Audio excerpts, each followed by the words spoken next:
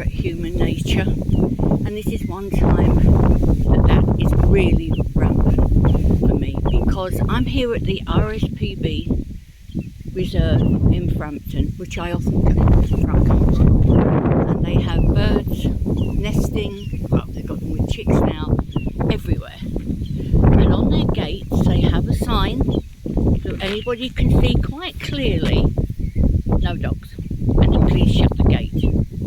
Now, when I first started coming down here, what I actually thought was that this was to keep people onto the track only and not go on. Makes sense, because dogs will only see birds or cattle as food, so to keep them on lead is right. But I discovered today that the pathway is actually a public footpath, so anybody can go down it legally. It is only RSPB land either side. Now, for me, the sign wasn't even necessary, because I wouldn't want to take my dogs in there to expose them to temptation.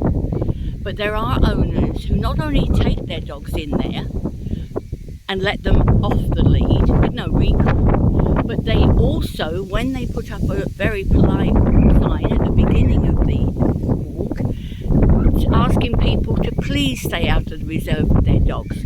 And what they got was a barrage of abuse, and the signs for no dogs were ripped down.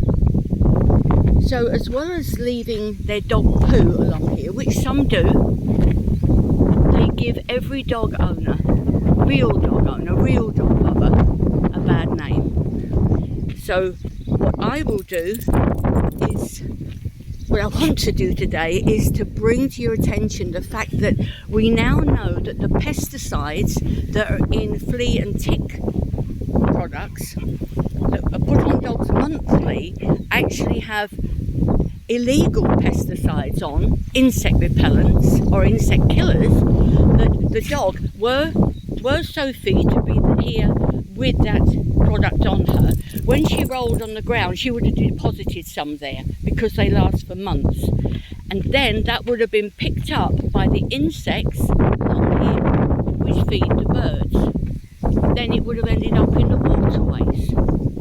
So we have been made aware of these products, and must either make the choice to use the products and never take our dog near one blade of grass or one waterway, or find other ways of treating ticks and fleas. And there are holistic ways, natural ways. So you can do as I do, which is not only bring my dogs out into this fabulous area. I don't need signs to respect it. I just want to enjoy it and leave it for others. Remember, in our lifetime, what we should do is enjoy our life, but never at the expense of another being. All life matters. So perhaps I sound a little bit dramatic to some people today, but I don't care. This is human activity at its best, and most certainly at its worst. And the RSPB chappie I had a little chat with said they cannot put any signs up because they will be open to a barrage of abuse. I wish I could have better news about human beings, but on this occasion, most certainly don't. The other point is, as we see Ty here, he's laid down, but he was chewing the grass. So had a dog been passed here and brushed against there with this insecticide, it would now be inside him.